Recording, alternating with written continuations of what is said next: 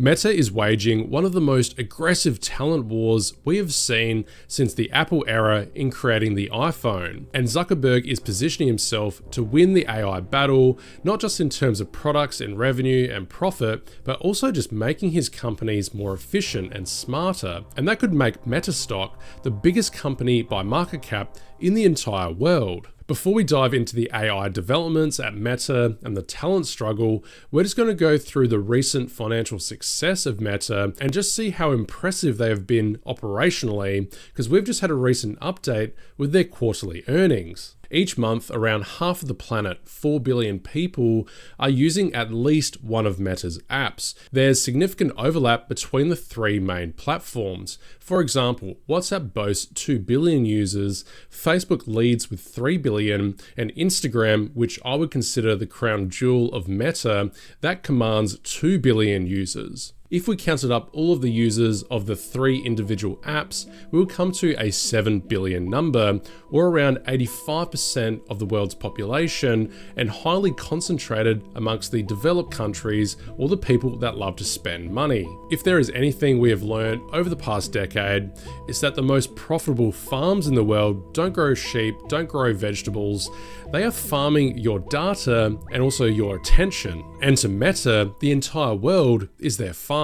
Meta has just released its quarterly earnings, beating profit margins by an impressive 21.4%. There were two key takeaways that stood out to me, and both just highlight just how impressive Meta is currently operating. The first key standout is just Instagram's dominance. I think a lot of people have suspected Instagram is going to be the best out of three of Meta's apps, and now we have the financial data to truly back that up.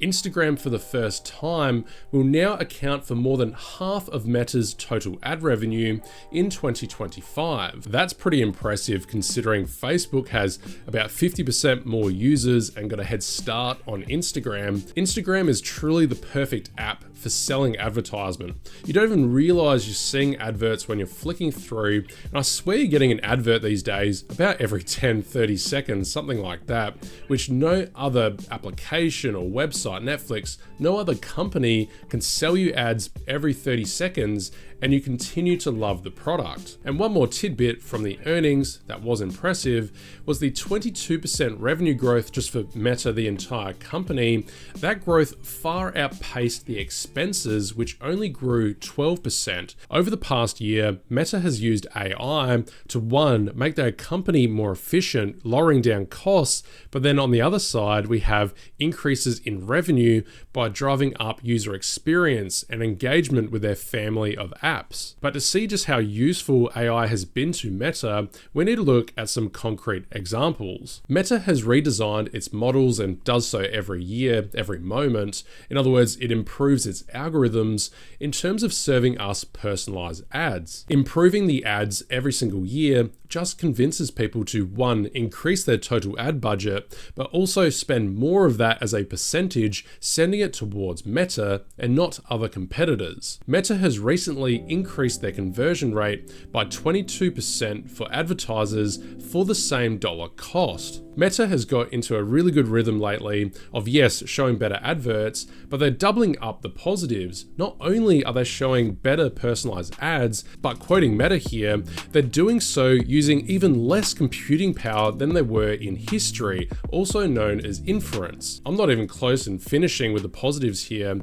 Yes, we're showing better adverts, we're using less power to do so, but also we are keeping users on the apps for longer and longer. Instagram Reels have increased their viewer retention by 15%. That means on average, more eyeballs watching Instagram than there were in recent past. That means more adverts can be shown, and then we get more and more revenue and profit generated. I'm going to finish here with these operational highlights, just with really the creme de la creme, the thing that really adds a cherry on top of the cake, and that is Meta is starting to produce their own semiconductor chips. As of 2024, they came out with a product called MTIA or MTIA, which is a semiconductor chip made in partnership with Taiwan Semiconductors that goes into their data centers, that goes into the computing power to generate all of these AI technologies. These MTIA chips have three added bonuses.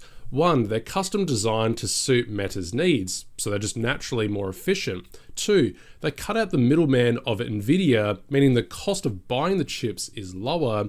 And three, apparently they're just more energy efficient than the Nvidia or AMD chips, the alternatives, so you're saving money in running those chips over time. Doing the research for this video just granted me a brand new appreciation for Zuckerberg and just for Meta overall. Everything we've gone through today, I would say, is more of a operational update at Meta. We have not even discussed the grand strategy of how Zuckerberg is going to leverage AI, beat the competition, and that's really how Meta is going to transform from a $2 trillion market cap today to around $6 trillion. I would say that could happen by the end of this decade. And Zuckerberg plans on doing this by following the same game plan as Steve Jobs back in 2004. In 2004, Steve Jobs launched Project Purple, the secret iPhone project. At the time, Apple didn't have the expertise or the employees in-house to generate the iPhone.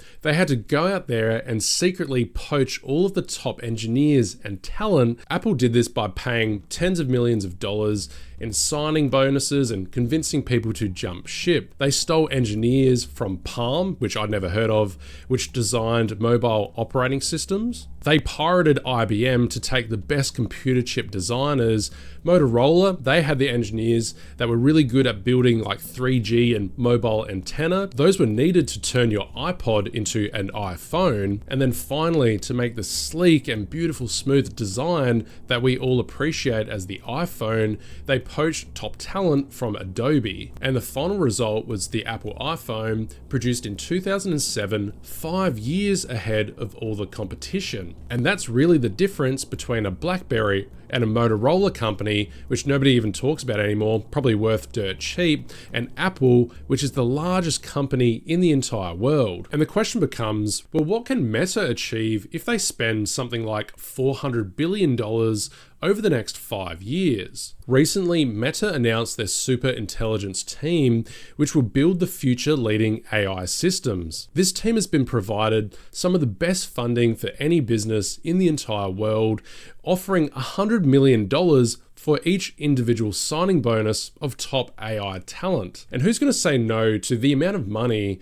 that could support your family for like 4, 5, 6 generations? They're never going to run out, and they could probably turn that $100 million into starting their own company in the future and probably getting up into the S&P 500. In terms of the talent that was stolen, we have the former head of Google's Gemini, we have ChatGPT key developers, Apple engineers. Meta even spent $14.8 billion for a 49% stake in the company Scale AI. But one of the biggest reasons was to get access to the CEO, Alexander Wang, who is now one of the heads of this super intelligence team. The AI race and the AI war between US and China, I think, is one of the most important issues of today. America must win the AI war. Meta is spending the equivalent of GDPs of decent-sized European countries, somewhere between the GDP of Serbia and Slovenia. That's about the yearly investment that Meta is doing into its AI systems and talent. And that investment is only going to grow every single year